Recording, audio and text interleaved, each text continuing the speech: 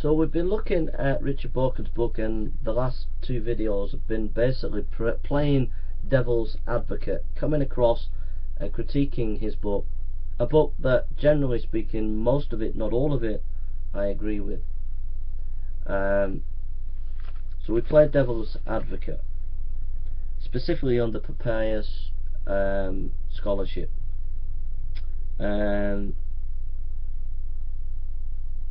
So that's where we're at. Basically, the last two videos could be summed up when Gary Habermas was debating Anthony Flew on the resurrection of Christ. Anthony Flew stated that he was an atheist at the time, became a deist later, but he stated that the resurrection is believable if it's in the context of the God of the Old Testament. And that's the point. I think that facts without a context don't get you completely to believe in Christ, in the sense that I can lay all the historical facts about Jesus, him dying and rising again, but if someone doesn't believe there's a God, they're not going to end up believing Jesus as the Son of God and rising from the dead. So you have to give evidence and facts about Jesus and his life, and this stuff by Bauckham is really helpful for that. But at the same time, you need to present evidence or some thoughts or some ideas about who God is, and that why the resurrection would have taken place in the context of the God of the Bible. I think that can't be left out. I think that's important. So I think presuppositional apologetics would be helpful at this point to bring in if you were debating or discussing. Okay, let's carry on with the book. We've got a few more videos to make. I hope this study anyway introduces you to Bauckham, and introduces you and encourages you in your faith and challenges you as a skeptic. Some of it might be a bit too heavy for you. This is advanced studies on the topic, so you'll have to read the book or go over the videos again. Bauckham writes, the form critics did not think much of the information which the ancient church provides concerning the concrete persons behind the Gospels, not even of the personal references in the New Testament. The notion of a creative community makes questions of concrete traditions uninteresting. This depersonalization has had a contagious effect right into the present. It still regularly happens that people literally speak of products of the church. That's Jimmy Dealey Dungan, and of traditions which circulated in the communities, instead of asking who has formulated or transmitted a certain text. Page 93. So this is really, really important, because a lot of scholars, modern scholars, and this has been going on for over 150 years, have actually been telling the public that they are historians looking at the ancient texts and looking at what the ancient writers are saying. But actually what happens is they come with a theory, and the theory has gone something like this. It's come in different forms. It might be Renan, it might be Strauss, it might be a Bultmann, it might be any number of these critical scholars over 150 years, and it comes down to this. Basically, the church and what the church said is irrelevant. We're going to find the original Jesus, therefore we will look at the original Jesus, and one of our theories is XYZ. So in this particular case, our theory is that there were communities who developed the oral tradition. Now the problem with that kind of thinking, and led to great problems, is Number one, it disparaged the church's evidence, i.e. the early church fathers, and secondly, it was not historically hermeneutical. It was not rooted in the studies of the way things actually were in the first century.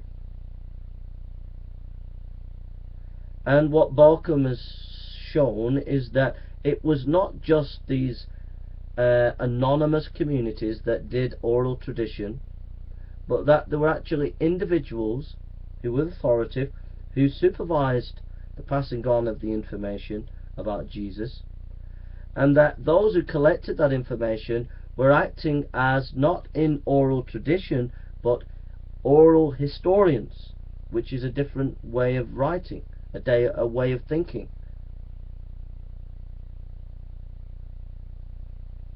That's where we're at. And it had a disastrous effect. Rudolf Bultmann, the form critic, ruled the roost in the 1960s virtually unchallenged, but yet his basic principles, one of them, this idea of anonymous communities, lacked no historical verification for such a methodology. So what you've got to be careful of is when you have these academics who attack the Christian faith, such as Richard Carrier or Dr. Price or Bart Ehrman, and they say that they're using objective criteria, they say that they're coming at it from a historian's point of view, you better double check whether that's the case. You better double check whether they're actually looking in the historical context of the time in a fair, honest way. For example, I have checked the quotes by Richard Carrier of ancient text, and he's always misquoting them. I have checked the scholarship of Dr. Price concerning Mithraism and how that has affected Christianity, and it has no evidence whatsoever. I have checked various scholars about Ehrman's comments about the way the lack of literacy and the problems that had on the spread of the copying text of the Gospels. I've checked these things and found that they do not actually correspond to the reality of the historical times that they're talking about. It's incumbent upon you, as a skeptic and as a Christian, not just to listen to the scholars, but to do your own research and to find out for yourself. How many times have I heard atheists tell me that Jesus was a myth? And yet when I call them out on it and ask them, well, where is your evidence? They don't have any evidence. And those atheists or those skeptics who said that Jesus exists will hint that Jesus was perhaps influenced, came out of the idea of Jesus came out of Mithraism, and I have checked all the scholarship on this, over 1,000 years of history on Mithraism, from 500 BC to 600 AD, checked all the scholarly information that I could find on primary source historical material, and found that the skeptics, found that the atheists who insinuate this, have not got any evidence to substantiate what they're saying.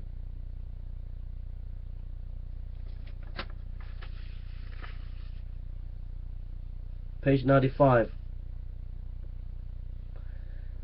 That Jesus himself appointed 12 of his disciples for a special place in his mission of renewing and restoring God's people, Israel, has been doubted by some scholars following the lead of Rudolf Bultmann, who have supposed that the notion of the 12 originated only later. However, a large majority of recent scholars has accepted it, especially since it coheres so well with the trend to understand Jesus as thoroughly Jewish terms. Page 95.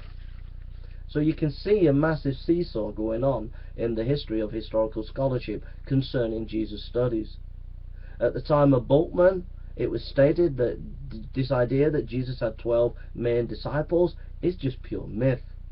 But then, when the scholars began to ditch the Bauckham ideas and the form criticism, and began to look at first century Judaism in the context of, I kid you not, first century Judaism. In other words, scholars realized that the Bauckham project of the 1960s and the form criticism that went on and on and on about don't look at anything from a Jewish context because that's not true to the context.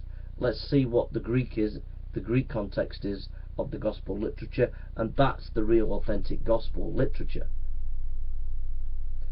But scholars realized that this was just not true, that if we actually look at first century Judaism, surely we need to consider that it was Jewish, that there was a Jewishness about this literature, that there were Jewish aspects to this literature, that there was reflections of the Gospels of Jewish culture, that it weren't just all Greek influenced.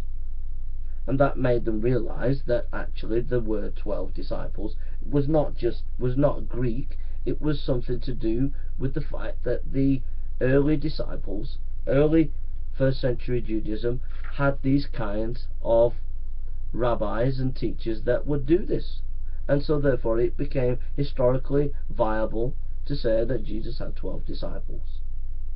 A complete seesaw in the scholarship.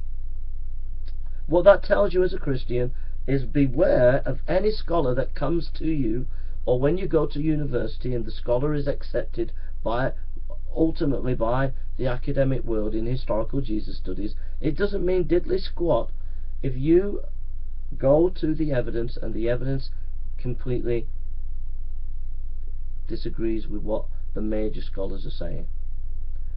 Do your own research and make sure that what you base your teaching on, your ideas about Jesus, is based on good, fair, honest, open study of the evidence.